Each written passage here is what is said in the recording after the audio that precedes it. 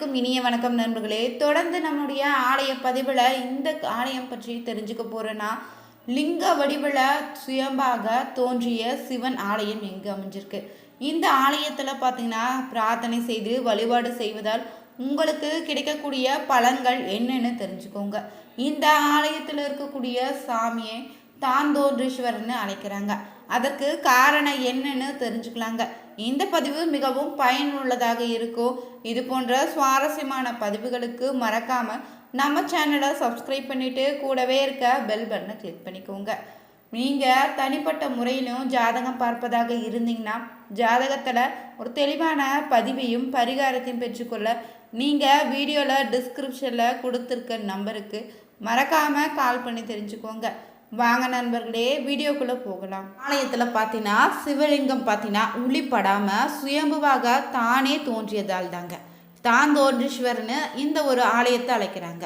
சித்திரையில் 3ஆம் தேதி முதல் 10ஆம் தேதி வரை பார்த்தீங்கன்னா சூரியனுடைய கதிர்கள் தாந்தோன்றீஸ்வரர் மீது விழுவது இந்த கோவிலுடைய தனி சிறப்புங்க.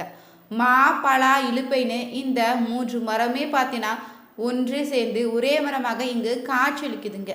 இந்த கோவிலில் தல விருஷமாக இந்த மரம் கோவிலுக்கு மற்றொரு சிறப்பை எடுத்து கூறுதுங்க. இந்த ஆலயம் பார்த்திங்கன்னா எப்படி உருவானுச்சுன்னு தெரிஞ்சுக்கோங்க. இந்த ஆலயம் பார்த்திங்கன்னா பல வருடங்களுக்கு முன்னாடி இந்த பகுதியில் இருந்திருக்க ஒருத்தர் யாருன்னா ஒரு மிளகு வியாபாரி இருந்திருக்காருங்க. அவர் மிளகு வியாபாரம் செய்து கொண்டிருக்க மாணிக்க செட்டியார் தாங்க அவருடைய பேர். மிளகு வியாபாரத்திற்காக பார்த்தீங்கன்னா அவர் தினமுமே மிளகு மூட்டைகளை மாட்டு வண்டியில ஏற்றி சென்று சந்தையில விற்று வந்திருக்காருங்க. ஒரு நாள் இதே போல களைப்பு ஏற்பட்டதுனால ஒரு அடர்ந்த காட்டு பகுதியில் போய் ஓய்வு எடுத்து இருந்திருக்காரு. அப்போது தாங்க சமையல் செய்ய சுண்டைக்காய்களை ஒரு கல்ல நறுக்கும் போது ஒரு குரலானது பார்த்தீங்கன்னா அவருக்கு கேட்டிருக்குதுங்க. எனக்கு கல்லடிப்பட்டு தலை வலிக்குது, உன் மிளகை அரைத்து பற்று போடுன்னு ஒரு குரல் ஒலித்திருக்குது. அந்த குரல் கேட்டதும் அவர் ரொம்பவே ஆச்சரியத்தோடும் பார்த்துருக்காரு. அங்கே பார்த்தீங்கன்னா மனிதர்கள் இல்லாத இடத்துல எப்படி குரல் மட்டும் வருவதை கேட்டு ரொம்பவே பயந்துருக்காரு அந்த வியாபாரியுமே. பயத்தில் பார்த்தீங்கன்னா என்னிடம் மிளகு இல்லை, உளுந்து தான் இருக்குதுன்னு கூறிட்டு ஊருக்கு திரும்பிட்டாராம். வீட்டுக்கு வந்ததும் அந்த வியாபாரி பார்த்தீங்கன்னா மிளகு மூட்டைகளை திறந்து பார்த்துருக்காருங்க. அதிர்ச்சியும் அடைந்திருக்காரு. அதில் என்னன்னா மூட்டையில் இருந்த மிளகு முழுவதும் பார்த்தீங்கன்னா உளுந்தாக மாறி இருந்திருக்குதுங்க. அதிர்ச்சி அடைந்த அந்த வியாபாரி பார்த்தீங்கன்னா மீண்டும் அந்த குரல் ஒலித்ததில்லை அந்த காட்டு பகுதிக்கு இடத்திற்கு சென்றிருக்காரு. ஒலித்த இடத்திற்கே சென்று இறைவனை வேண்டி வழிபட்டிருக்காருங்க. அப்போது பார்த்தீங்கன்னா மறுபடியும் அந்த குரல் அவருடைய காதுக்கு கேட்டிருக்கு. நீ சுண்டைக்காய் நறுக்கிய இடத்துல இருந்து மண்ணை எடுத்து உளுந்தின் மீது தூவுன்னு சொல்லியிருக்காராம் அந்த குரலும். இதன்படி செய்ய உளுந்து மீண்டும் மிளகாக மாறியதுங்க. இதன் பிறகுதாங்க அந்த வியாபாரி பார்த்தீங்கன்னா தான் சுண்டைக்காய் நறுக்கிய கல்லை உற்று நோக்கி பார்த்துருக்காரு. அது ஒரு சுயம்பு வடிவமான லிங்கமாக இருந்ததை கண்டு ரொம்பவே அதிர்ச்சி அடைந்திருக்காரு. இதுதாங்க இந்த கோவிலில் மிளகு செட்டியார் இந்த கோவிலை கட்டியதற்காக ஒரு வரலாறாக சொல்லப்படுது. இன்றளவும் பார்த்தீங்கன்னா அந்த மலையில் இருக்கக்கூடிய மண் பிரசாதம் தாங்க பக்தர்களுக்கு பிரசாதமாக வழங்கப்படுது. இந்த கோவிலில் கல்யாண விநாயகர்னு பெயரில் வலம்புரி விநாயகர் காட்சியளிக்கிறாரு. இடம்புரி விநாயகர்னு இரட்டை விநாயகர் இந்த கோவிலில் அமைஞ்சிருக்குதுங்க. சங்கட சதுர்த்தி நாளில் பார்த்தீங்கன்னா இந்த இரட்டை பிள்ளையாருக்கு அருகம்புல் இல்லைன்னா வெள்ளருக்கு மாலை சூட்டி வழிபட்டு வந்தீங்கன்னா விரைவில் உங்களுக்கு திருமணம் நடைபெறுங்க. மேலும் பார்த்தீங்கன்னா இந்த விநாயகர் சன்னதி முன்பாக நீங்கள் திருமணங்களும் நடத்துகிறாங்களா. இந்த கோவிலில் பார்த்தீங்கன்னா வஷ்ட ரூபம் அருந்ததி நேரடியாக இருந்து ஆசிர்வாதம் செய்வதால் அம்மி மிதித்து அருந்ததி பார்க்கக்கூடிய சடங்கு இங்கு ஏற்படுவதில்லைங்க. தரிசன நேரமாக பார்த்தீங்கன்னா இந்த கோவிலுக்கு நீங்கள் சென்றீங்கன்னா காலை 6 மணி முதல் 1 மணி வரையிலும், மாலை நேரத்தில் 4:30 முதல் 8 மணி வரையில் நீங்கள் தாந்தோன்றீஸ்வரரை தரிசித்து வரலாம். ஆலயத்தில் பார்த்தீங்கன்னா ஒரே கல்லிலான குதிரை வாகனமும் இருக்குதுங்க. 3 சூலாயுதம் போல சுவாமி அம்பாள் இருவருமே சேர்ந்து ஒரே இடத்துல காட்சியளிக்கிறாங்க. யாழி வாய்க்குள்ள உருண்டைக்கல் உருள்வது போல உள்ள சிற்பம் இந்த கோவிலில் வன்னி மரத்தடியில் சனீஸ்வர பகவானும் காட்சியளிக்கிறாங்க. இந்த தளத்தில் பார்த்தீங்கன்னா நிறைய பேருடைய பிரார்த்தனையாக பார்த்தீங்கன்னா இங்கே இருக்கக்கூடிய கல்யாண விநாயகருக்கு தாங்க மாலை, தேங்காய், பழனு, கடலை, சர்க்கரை வைத்து அர்ச்சனை செய்து மாலையை விநாயகர் கழுத்தில் போட்டு வழிபட்டு வந்தாலே விரைவில் கல்யாண பாக்கியம் உண்டாகுமா. மனமுருக வேண்டி கொண்டீங்கன்னா உங்களுக்கு கல்யாண பாக்கியத்தோடு குழந்தை பாக்கியமும் கைகூடுவதாக சொல்கிறாங்க. மேலும் உத்தியோக உயர்வுன்னு, விவசாய செழிப்பு, கல்வி, செல்வ ஞானன்னு இத்தல இறைவனை வழிபட்டு சென்றால் உடனே பலன் கிடைப்பதாகவும் சொல்லப்படுதுங்க. இந்த ஆலயத்தில் தொடர்ந்து வழிபட்டு வருவதால் உங்களுக்கான மன நிம்மதி நிச்சயம் உங்களுக்கு கிடைத்திடுங்க.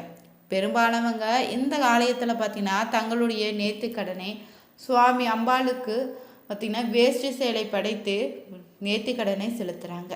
சுவாமிக்கு பார்த்தீங்கன்னா பால், எண்ணெய், இளநீர் கொண்டு அபிஷேகம் செய்கிறாங்க. விரதம் இருந்து கூட தான தர்மம் செய்வது இத்தலத்தில் செய்தீங்கன்னா உங்களுக்கு வந்து சேர்ந்துடுங்க. இது தவிர பார்த்தீங்கன்னா இந்த கோவிலில் பக்தர்களுக்கு அன்னதானம் வழங்குவது ரொம்பவே நல்லதான்.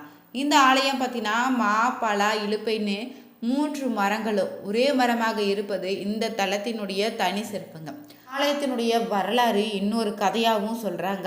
அது என்னன்னு பார்த்தீங்கன்னா, இந்த ஆலயத்தில் அர்ஜுனன் தீர்த்த யாத்திரை மேற்கொண்டு இங்குள்ள தீர்த்த மலைக்கு வந்திருக்காராம்.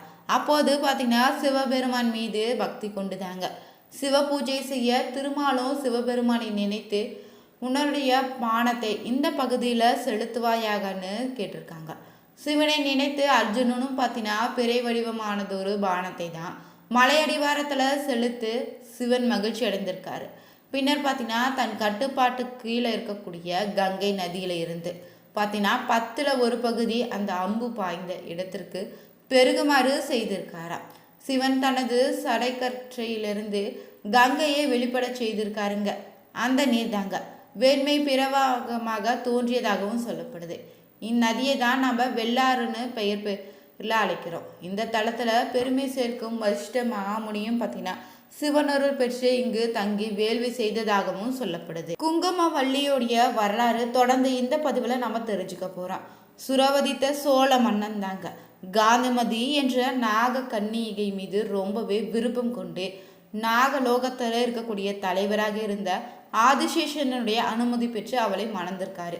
சிவபக்தியாக இருந்திருக்காரு இந்த காந்திமதியுமே. திருச்சிராப்பள்ளி மலையில வீற்றிருக்கக்கூடிய தாயுமான சுவாமியை பார்த்தீங்கன்னா தினமுமே வணங்கக்கூடிய வழக்கம் கொண்டிருந்திருக்காளாம். திருமணத்துக்கு பின்னாடி பார்த்தீங்கன்னா கர்ப்பவதியாயிருக்கா. அவளுக்கு மலையேற மிகவும் சிரமமாக இருந்திருக்குங்க. அதையும் பொருட்படுத்தாமல் தாங்க காந்திமதி மலையேறி வழிபாடு தொடர்ந்து செய்து வந்திருக்கா. அவள் மீது இறக்க கொண்டு தாங்க சிவபெருமான பார்த்தீங்கன்னா தானே அங்கு தோன்றி, மகளே காந்திமதி, கலங்க வேண்டாம், உனக்கு பிரசவ ஆகும் வரை நான் பார்த்தீங்கன்னா மலையடிவாரத்திலே நின்று அமர்ந்தவேன். நீ இந்த இடத்துல என்னை வணங்கி வழிபாடு செய்யணும்னு சொல்லியிருந்துச்சா. பார்வதி தேவி உன்னை போன்ற பெண்களுக்கு பார்த்தீங்கன்னா தாயாக இருந்து பிரசவம் பார்ப்பாள்னு சிவபெருமான் சொல்லியிருக்காரு. அவள் குங்குமம் காப்பாள்னு குங்குமவள்ளின்னு அழைக்கப்படுறாங்க இந்த ஆலயத்தில். அதன்படியே பார்த்தீங்கன்னா இந்த ஆலயத்தில் ஈசனுடைய அருளால் காந்திமதி குழந்தையை பெற்றெடுக்கிறா. இந்த கோவில் பார்த்தீங்கன்னா தெற்கு பிரகாரத்தில் அருள்பாலிக்கக்கூடிய தில்லைக்காளிக்கு பௌர்ணமி நாட்களில் பார்த்தீங்கன்னா சிறப்பு பூஜை நடத்தப்படுதுங்க. யாகமும் நடத்துகிறாங்க. குங்குமவள்ளிக்கு ஆண்டுதோறும் பார்த்தீங்கன்னா தை மாதத்தில் 3வது வெள்ளியில் சனி ஞாயிறுகளில் வளைகாப்பு உற்சவம் இந்த கோவிலில் வெகு விமர்சையாக நடத்தப்படுது. இறைவன் பார்த்தீங்கன்னா சுயம்புவாக லிங்க திருமேனியராக எழுந்தறி தாயுள்ளத்தோடு பக்தர்களை காத்தளித்த ஆலயம் தாங்க இது. இந்த ஆலயத்தில் கர்ப்பிணி தங்களுக்கு சுகப்பிரசவம் நடக்க வேண்டுன்னு இங்கே வேண்டிக்கொண்டு இங்கிருந்து வளையல் பிரசாதம் பெற்று அணிந்து கொள்கிறாங்க.